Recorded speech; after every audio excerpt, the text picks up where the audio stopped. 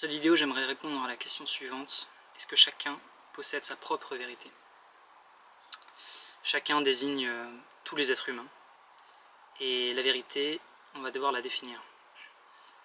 La vérité, on considère la vérité absolue, la vérité ultime. Celle qui ne souffre contradiction. Et donc si on la voit comme un absolu, on peut la rapprocher de Dieu, tout simplement.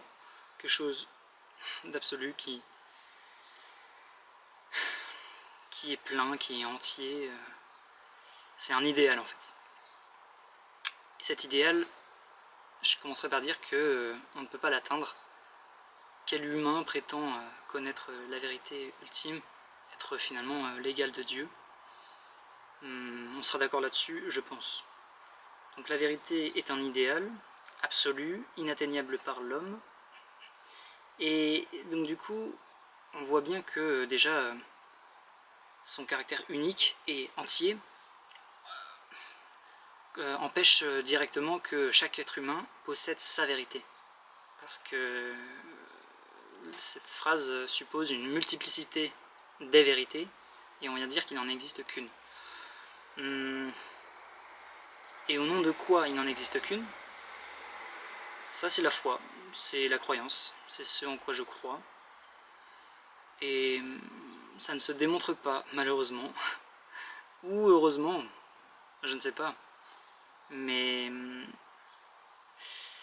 les matérialistes et les personnes cartésiennes seront peut-être déçus, mais je ne peux prouver cette proposition.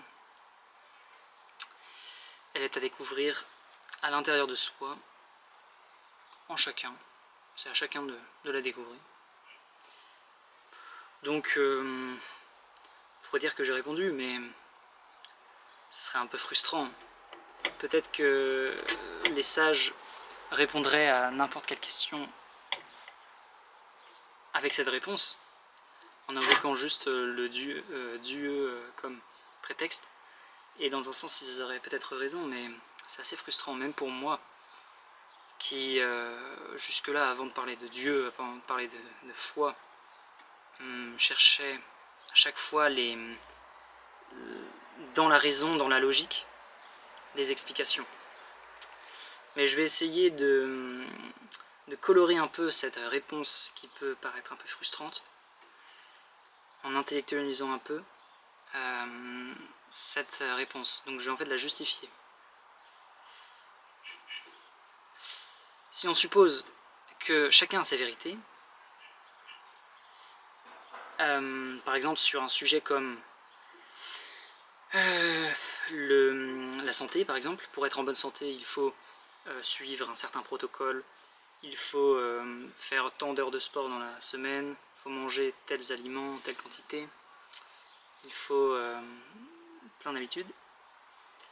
Et de l'autre côté, une personne qui dit non, le plus important c'est le sens de la vie, c'est si on a une chose à accomplir dans cette vie, c'est-à-dire une famille à nourrir, un projet à construire, une mission qui nous a été donnée par un chef, un supérieur, par exemple les militaires qui suivent des missions données par le gouvernement.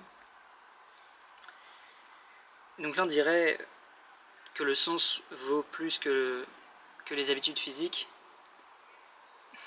Et ça en fait c'est un faux débat puisqu'ils ont tous les deux raison. Et donc la vérité englobe les deux parties. Et il n'y en a aucune qui est plus vraie que l'autre. Elles sont toutes les deux aussi vraies. Et donc du coup, ça répondrait à cette question en disant, est-ce que chacun sa vérité serait répondu en disant, tout le monde a la vérité? Mais du coup, ce serait un peu ambigu, on se dirait, mais du coup, tout le monde a raison?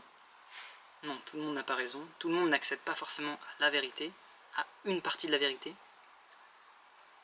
Car parfois, les gens ont tort.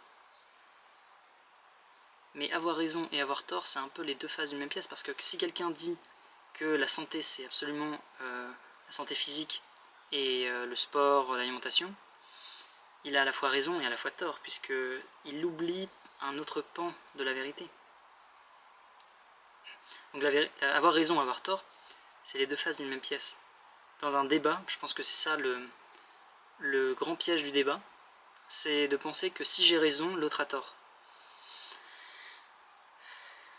Et dans ces cas-là, des fois on peut avoir raison, mais ne pas essayer de voir la vérité dans ce que l'autre dit, c'est ça un gros piège, dans lequel je suis tombé plein de fois, dans lequel j'invalidais totalement ce que l'autre disait, puisque je considérais avoir raison. La vérité, elle est, comme dit plutôt, inatteignable, dans son entièreté, dans son absolu, puisque en fait il faudrait une omniscience, il faudrait qu'on soit surhumain. En tant qu'être humain, individu, je ne peux pas expérimenter tout ce que les autres êtres humains vivent sur la planète. Et a fortiori tout ce que vivent les animaux, les plantes. Donc en fait, je ne peux pas tout savoir.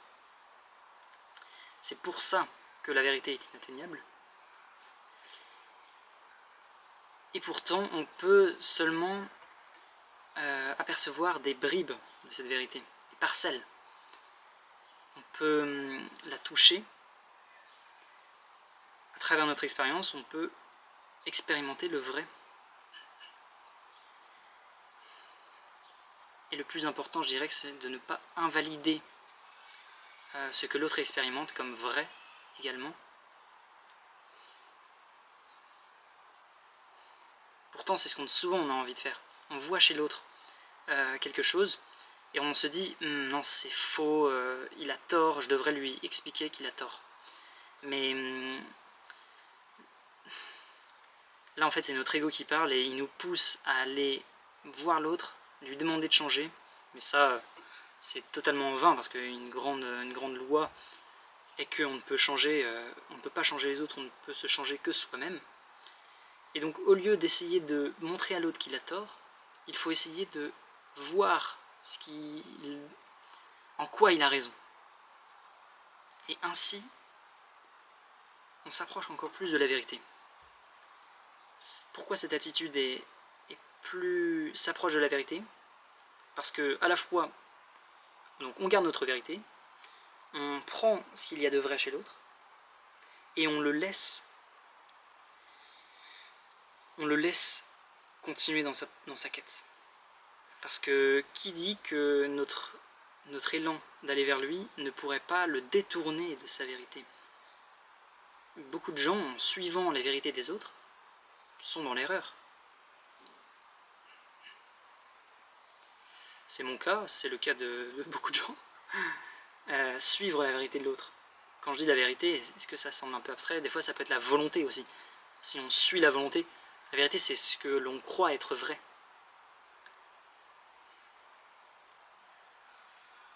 En fait, voilà, il y a une petite subtilité, on pourrait se dire cette définition est un peu étrange, ce que l'on croit être vrai.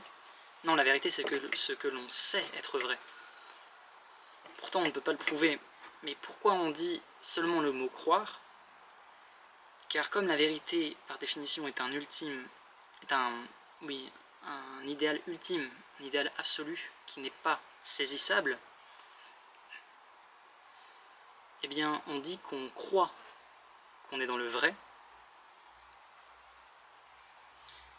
parce que l'on croit en tenir un bout. Et on ne peut pas avoir la prétention de dire que l'on a la vérité.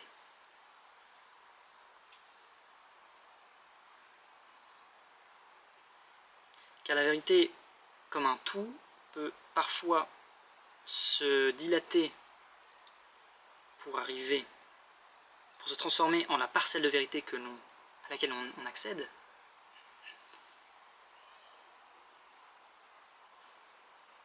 Mais cette parcelle de vérité contient finalement la vérité au sens large, et on ne peut pas avoir la prétention de dire que l'on détient la vérité.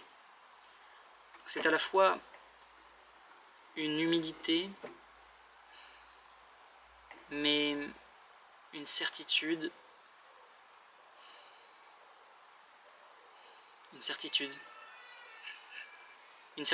et non pas une conviction. J'aimerais ici faire la distinction entre ces deux mots. La conviction, on est convaincu, et la certitude, on est certain. Peut-être que ça va vous sembler un peu subtil, mais on est convaincu par quelqu'un, mais on est certain par nous-mêmes. On est certain, c'est quelque chose, c'est un sentiment qui vient de l'intérieur. Donc je préfère utiliser ce mot de certitude. Donc le sentiment d'être dans le vrai, c'est une certitude prudente et bienveillante envers la vérité des autres. Voilà mon rapport à la vérité.